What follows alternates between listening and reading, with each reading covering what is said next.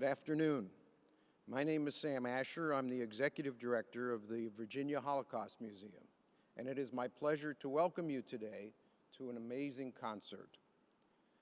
The museum has the awesome responsibility of keeping the memory of the Holocaust alive and reminding us that we cannot stand by and allow circumstances that bred the Holocaust to ever happen again. This week was International Holocaust Remembrance Week, and it was commemorated by a number of programs finishing with today's concert. This year is the 76th anniversary of the liberation of Auschwitz-Birkenau, and we continue to stand together against all forms of hatred and bigotry and anti-Semitism. The Virginia Holocaust Museum and Congregation Beth Ahabah are sponsoring this concert today as part of the events surrounding International Yom HaShoah, or International Holocaust Remembrance. I want to thank Congregation Beth Ahabah for hosting this event and this concert and working with us to do this amazing, amazing concert today. We also want to thank our musicians, Jocelyn Vorenberg and Huang from the Richmond Symphony for playing the music that you are about to hear. ADL statistics tell us that there's a very significant rise in anti-Semitism in our country, and that more people believe conspiracy theories, such as the QAnon phenomenon. This is of grave concern. We need to fight anti-Semitism and all forms of racism when we confront them. Here in Virginia, we need to bolster our Holocaust education and educate more people about the Holocaust. We have already had, since we reopened in July, 8,000 visitors to the Virginia Holocaust Museum. If you have not been recently, please register online and come down to see us. Go on to our website, vaholocaust.org. At the Virginia Holocaust Museum, we are the keepers of the memories. We are all the keepers of the memories.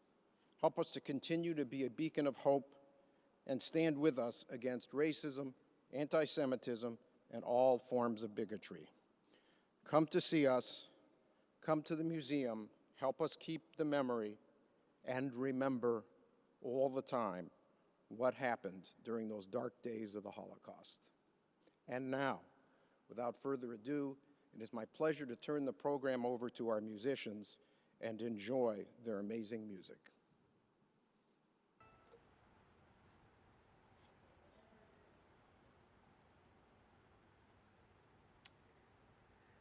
The first pieces we're going to play are by Florence Price. She was a Black female composer in the early 1900s who fought for racial and gender equality. She was born in Arkansas in 1887 to a music teacher mother and a dentist father. Her mother encouraged her talented daughter in her musical studies, and Florence eventually went on to study at the New England Conservatory of Music, majoring in piano and organ. She graduated with honors, and by 1910, she was the head of the music department at Clark Atlanta University in Atlanta, Georgia. In 1912, she married Thomas J. Price, and they moved back to her hometown of Little Rock until racial tension in the city escalated to the point that there was a lynching near Thomas's office. So the family moved to Chicago in 1927, and throughout this period, Florence had continued studying composition. She got divorced and became a single working mother, managing to not only compose, but win many competitions and awards for her pieces in a profession where not only women were a rarity and discriminated against, but African American women were unheard of.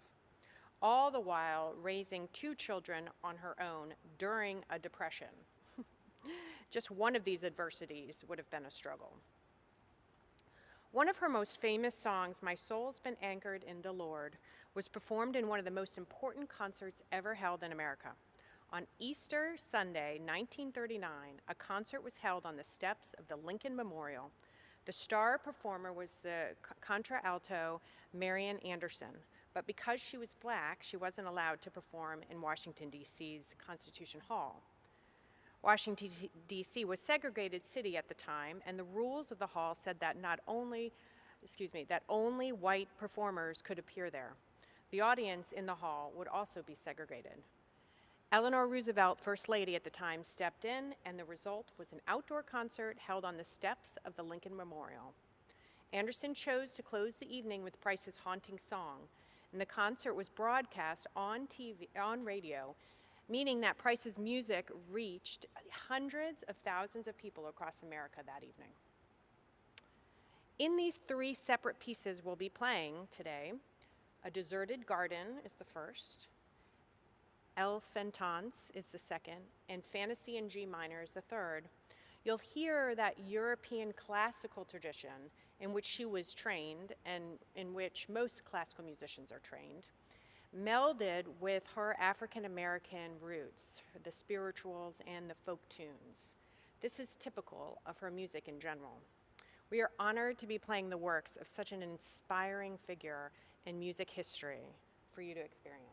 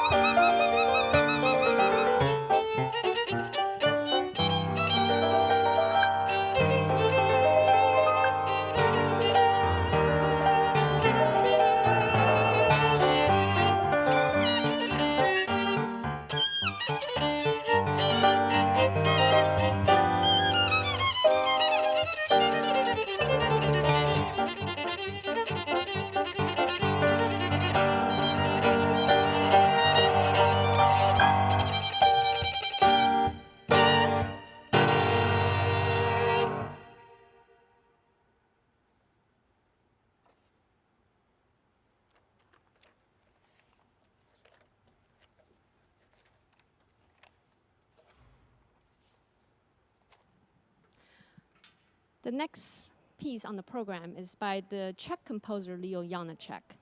Janáček was a descendant of Jewish parents. Janáček was very active during the period leading up to the Holocaust as tension brewed in Eastern Europe. Leo Janáček wrote his music in a very groundbreaking 19th century tonality, but with German traditions. Blending in Moravian folk melodies made him a very unique composer. This violin sonata was written in 1914 as a reaction to World War I and with intensified nationalistic feelings. Janáček wrote, in the 1914 sonata for violin and piano, I could just about hear sound of the steel clashing in my troubled head. In this piece, you will hear the typical Janáček way of writing fragmented music in these discoursive short, unfinished phrases comprising of lots of short motivic repetitions. But he does them so masterfully that it creates an amazing momentum forward in the music. Sometimes you will hear him, or he can be referred to as the first minimalist composer because of his way of using these short motifs. He wrote, of course, a lot of his music based on a lot of the Moravian folk melodies, but these melodies compared to the typical Bohemian folk melodies are much freer and more irregular in their metrical and rhythmic structure and more varied in their melodic intervals. But you will hear, the short motivic phrases and also the folk melody elements all throughout the four movements in this wonderful sonata for violin and piano. I hope you enjoy it.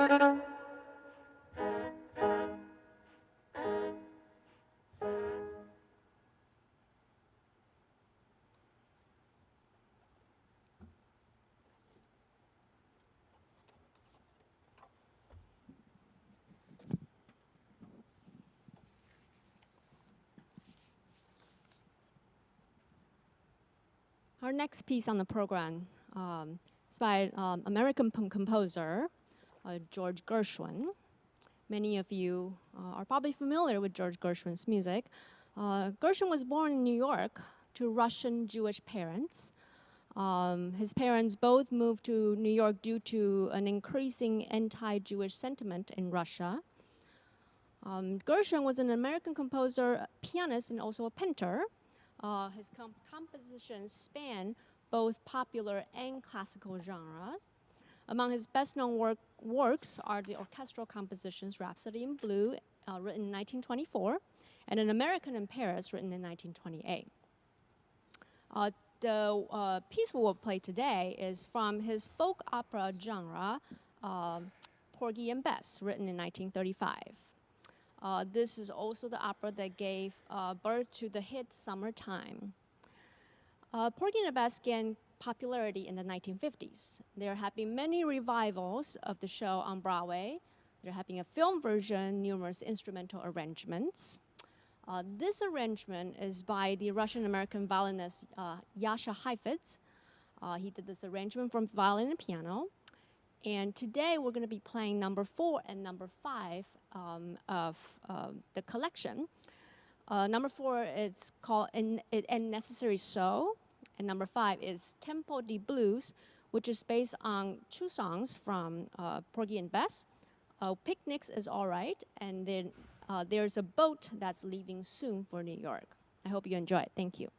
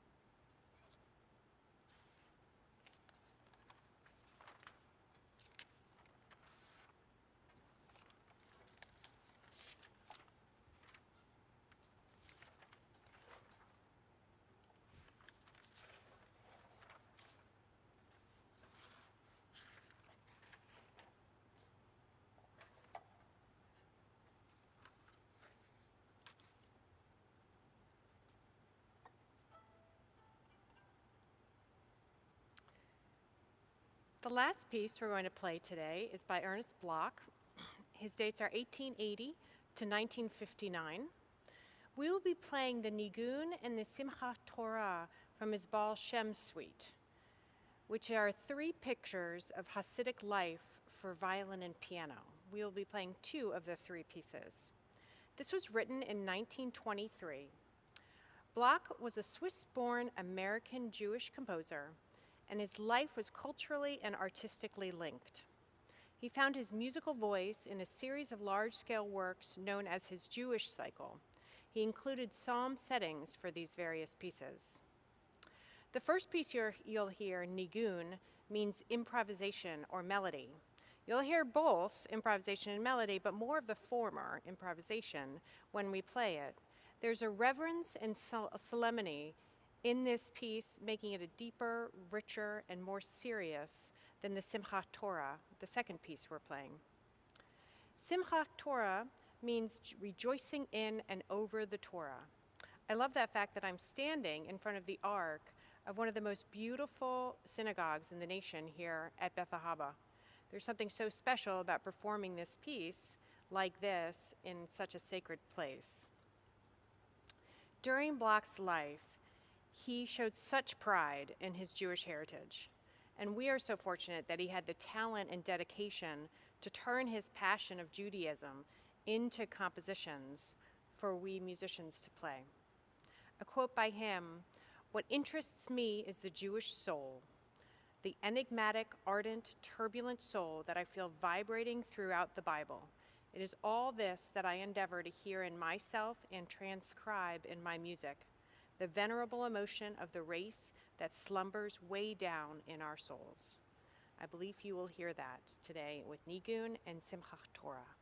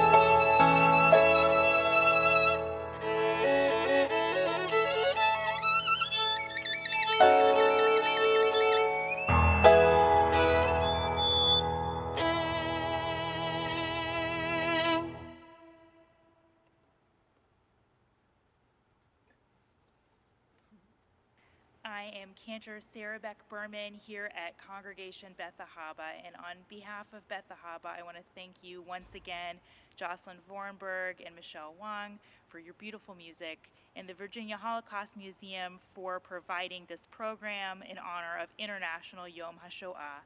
Thank you all for watching and supporting the Virginia Holocaust Museum in all of its important work. Bye-bye now.